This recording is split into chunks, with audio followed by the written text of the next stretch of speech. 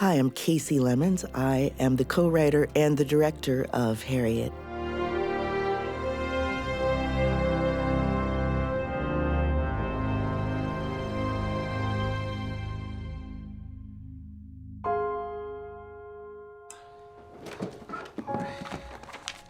Let's start with your full name and where you're from. Leslie and Cynthia are very good friends. She's actually the godmother of his child. I think they met while they were both on Broadway, he in Hamilton and she in The Color Purple, and when they were doing the Tony Awards circuit. They became very, very good friends, and they have amazing screen chemistry. You know, you can trust me. I'm a friend.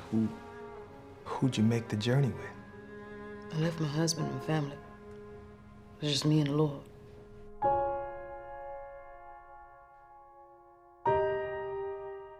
Did your master ever harm you physically? Do you have wounds or scars? Overseer cracked my head open.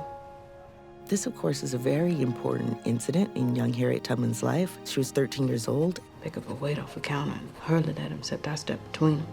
And it hit her right in the head and cracked her head open. And then as soon as she could stand, she was made to work again in the fields with blood and sweat running in her eyes. Can you imagine?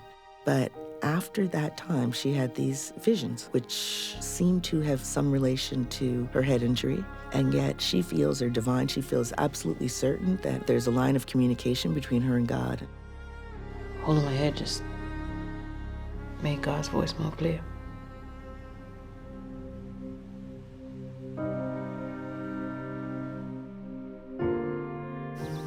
Master Brutus, can I get a word? So we know from history that her father, Ben, was a very well-respected timber expert. He worked for A.C. Thompson, and he had been freed, maybe because of his value in the community as a timber expert. And yet his wife and his children are still enslaved. And I thought that was this wonderful kind of complexity of this community that I wanted to bring out.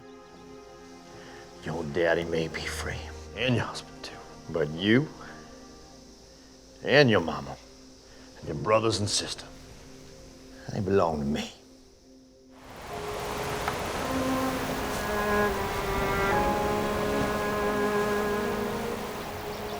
What Harriet didn't know was that her father actually worked with the Underground Railroad. And this group of fugitives had escaped. They call them the Dover Eight. And one of them had gotten caught and confessed and revealed that Ben Ross had hid them, probably in the corn crib where he hid her brothers. And he was in grave danger. They were coming to arrest him. So even though her parents at this point are technically free, they are in grave danger. And Harriet finds out miraculously, probably through a vision. That's the only way to explain how she had time to get down to rescue her parents.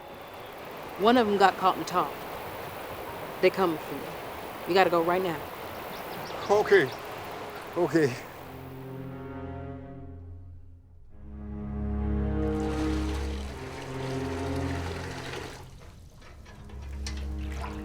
Gonna go warm your stew.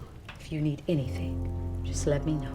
Cynthia had to be in makeup to get the scars put on her body. It was very important to me that they show the scars that they've accumulated, though I was not going to show them physically being beaten. I felt that had been done very well in other movies, but I wanted to show the scars, especially the emotional scars of slavery.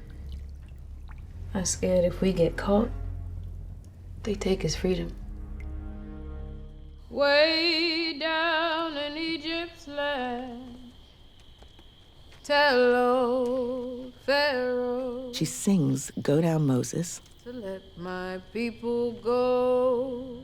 and depending on what verse she sings, it's an indication of whether it's safe to run right now or whether they have to wait until later without that being observable to the overseers and the slave masters. And that was very important that enslaved people used spirituals to communicate. It was a language that they cultivated. It was ingenious.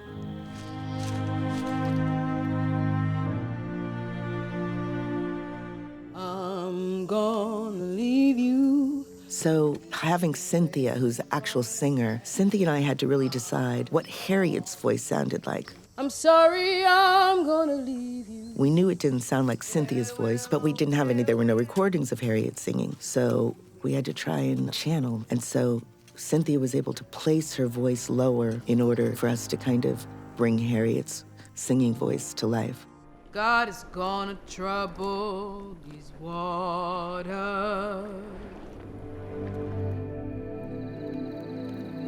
Our mission is to free those slaves. Now it's our time. There was a point at which I had a lot more of the Civil War in the script, but we had budget and schedule constraints, and we weren't able to include that much of it. But I wanted to give you a sense of this part of her life where she's a leader of men. Because even after the Emancipationist Proclamation has been issued, the war is still raging. And of course, people aren't just freeing their slaves, they're keeping them enslaved. And there were all these slaves downriver, and they are feeding rebel troops with their rice that they're cultivating. And so there's this spectacular rescue, the Combahee River Raid, and she ends up in command of Black troops in South Carolina and ends up being a spy. She's a nurse and a spy for the Union Army, and they go downriver. Harriet's team of spies has spread the word to the enslaved people that when she gives a signal, they're to run. And they rescued over 750 slaves. And Harriet led those troops. She's one of the few women to ever lead troops into battle in the history of our country. Ready?